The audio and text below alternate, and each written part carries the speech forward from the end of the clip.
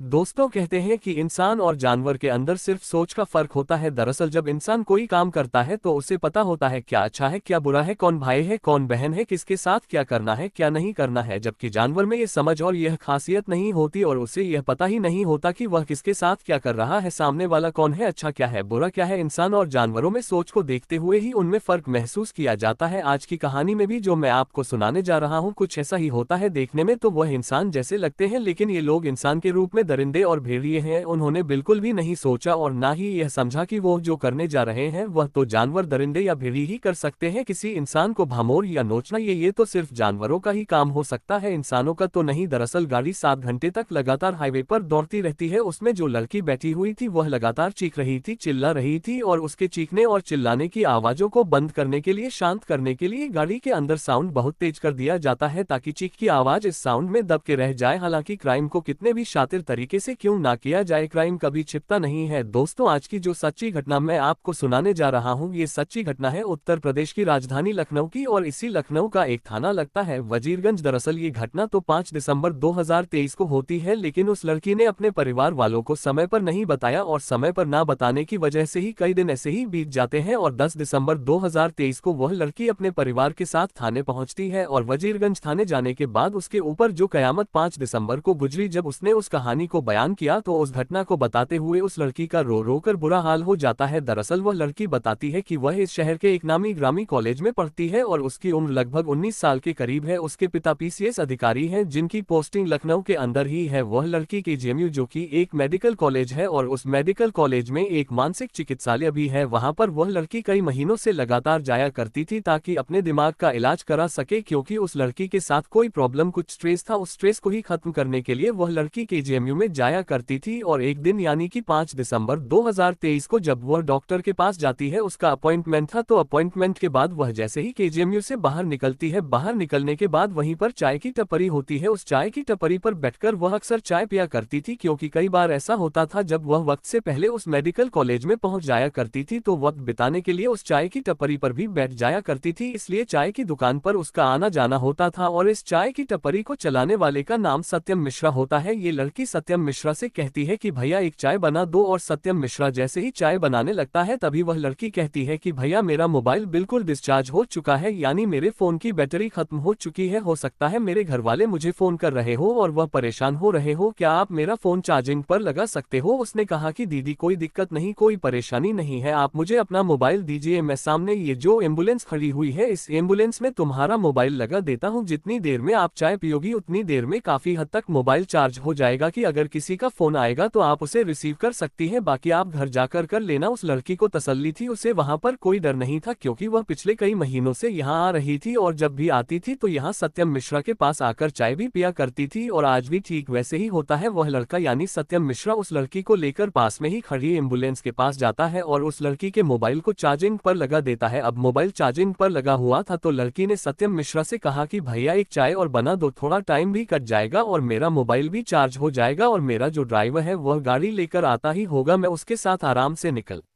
जाऊंगी। वह लड़की इतना कहकर चाय पीने लग जाती है। चाय पीने के बाद उसने कहा भैया चाय तो पी लिए, अब मेरा मोबाइल वापस दिलवा दो। और अब मिश्रा उस लड़की को लेकर एम्बुलेंस के पास जाता है तो एम्बुलेंस अपनी जगह पर नहीं थी, वहां से जा चुकी थी। एम्बुलेंस चले जाने के बाद सत्यम मिश्रा ने कहा कि मोबाइल भी उसी एम्बुलेंस के साथ चला गया है। अब उस एम्बुलेंस वाले से संपर्क करने की कोशिश की गई और एम्बुलेंस वाले से पूछा कि तुम कहाँ हो और तुम्हारी एम्बुलेंस के अंदर मोबाइल लगा हुआ था, कम से कम उस मोबाइल को देकर चले जाते। जैसे ही एम्बुलेंस ड्राइवर को मोबाइल के बारे में पता चलता है वह कहता है कि तुम परेशान मत होना, मोबाइल एम्बुलेंस में सही सलामत है, दीदी से कहना कि वह परेशान ना हो और मैं फिलहाल डॉलीगंज के अंदर हूँ, आप आओ और यहाँ से आकर मोबाइल लेकर चले जाओ। अब जैसे ही सत्यम मिश्रा उस लड़की को लेकर डॉलीगंज पहुंचता है तो डॉलीगंज जाने के बाद पता चलता है कि अब एम्बुलेंस डॉलीगंज में नहीं है, एम्बुलेंस वहां से जा चुकी थी, लेकिन वहां पर एक और लड़का मिलता है और ये लड़का जो यहाँ पर मिलता है वह कुछ देर पहले इस सत्यम मिश्रा की चाय की दुकान पर ही चाय पी रहा था। उस लड़के को देखकर उस लड़की ने कहा कि यह भैया तो अभी चाय की दुकान दुकान पर थे। सत्यम मिश्रा कहता है कि हाँ, यह मेरा दोस्त है चाय की दुकान पर, यह भी थोड़ा परेशान हो गया था आपके मोबाइल को लेकर के, लेकिन आप परेशान मत हो। अब उस एम्बुलेंस वाले से फिर पूछा जाता है कि एम्बुलेंस कहाँ पर है। एम्बुलेंस वाला कहता है कि एम्बुलेंस अब आईटी चौराहे के पास पहुंच चुकी है, इसलिए अब तुम्हारा मोबाइल आईटी चौराहे के पास है। और इसी वक्त वहां पर एक वैगनर कार आती है और इस वैगनर कार में उस लड़की को बिठाया जाता है और कहा जाता है कि आईटी चौराहे तक चलते हैं और वहां चलने के बाद तुम्हारा मोबाइल तुम्हें मिल जाएगा, आप परेशान मत हो। अब तो वैसे भी तुम्हारा मोबाइल काफी हद तक चार्ज हो गया होगा। अब गाड़ी के अंदर 3 लोग बैठ जाते हैं, एक लड़का वह जिसका नाम सत्यम मिश्रा होता है, दूसरा लड़का जिसका नाम असलम होता है जो कि बाजार खाला एक जगह लगती है वहां का रहने वाला होता है, और तीसरा लड़का जो अभी अभी कार लेकर आया था जिसका नाम सुहेल होता है और वह भी बाजार खाला का ही रहने वाला होता है। 3 लड़के एक लड़की। अब ये लोग आईटी चौराहे की तरफ चल देते हैं, लेकिन जैसे ही आईटी चौराहे की तरफ जाते हैं तो वहां भी एम्बुलेंस नहीं होती है। अब लड़की थोड़ा परेशान हो जाती है, वह अभी तक समझ नहीं पा रही थी कि यह हो क्या रहा है। शायद ना समझने की यही वजह रही होगी क्योंकि वह लड़की मानसिक तनाव की मरीज थी और उसका इलाज भी चल रहा था। खैर, एम्बुलेंस आईटी चौराहे पर भी नहीं मिलती तो उन लड़कों ने कहा कि वह जो बाराबंकी की तरफ जो रोड है वह एम्बुलेंस उधर की तरफ गई है, चलो अब उस रोड की तरफ चलते हैं। अब उस वैगनर कार में उन 3 लड़कों के साथ वो लड़की चली जाती है और बाराबंकी की तरफ जाते हुए उनको एम्बुलेंस के पीछे फिरते काफी वक्त हो चुका था, यानी कि कई घंटे बीत चुके थे और उस लड़की को भूख भी लग रही थी। तभी सत्यम ने कहा कि अगर दीदी आपको कोई ऐतराज ना हो तो क्या आप हमारे साथ कुछ खा सकते हो, तो थोड़ा खा लो, उसके बाद फिर आपका मोबाइल भी जल्दी ही मिल जाएगा। अब ये तीनों लड़के उस लड़की को ढाबे पर लेकर जाते हैं, वहां जाने के बाद वह खाना खाने लग जाते हैं। तो खाना खाने के बाद उस लड़की को वापस कार में लेकर आते हैं और जैसे ही वह लड़की कार में आती है तो उस लड़की को लगता है कि खाना खाने के बाद उसकी की हालत पहले जैसी नहीं रही, बल्कि उसे ऐसा लग रहा था जैसे उसे नींद आ रही हो। यानी उस लड़की को खाने के साथ कुछ पीने की ऐसी चीज दी गई थी जिसमें नशीला पदार्थ मिला हुआ था और उस नशीले पदार्थ से ही उस लड़की की हालत अब पहले जैसी नहीं रही थी। तभी उन लड़कों ने उस लड़की के साथ बदतमीजी करना शुरू कर दिया। उस लड़की ने विरोध करना शुरू किया और जैसे ही उस लड़की ने विरोध किया तो उन्होंने गाड़ी के शीशे ऊपर चढ़ा दिए और अब गाड़ी पूरी तरह से साउंड प्रूफ हो जाती है, लेकिन उनको लगा कि शायद अब भी हल्की हल्की आवाज बाहर जा रही है और इसी बीच में उन्होंने कहा कि इसकी आवाज को दबाने के लिए उन्होंने उस गाड़ी में जो साउंड लगा हुआ था उस साउंड में तेज आवाज में गाने सुनना शुरू कर दिए और वह गाड़ी हाईवे पर दौड़ना शुरू हो जाती है। अब गाड़ी हाईवे पर दौड़ती जा रही थी और उन्होंने चलती कार में लगातार उस लड़की से बारी बारी गंदा काम करना शुरू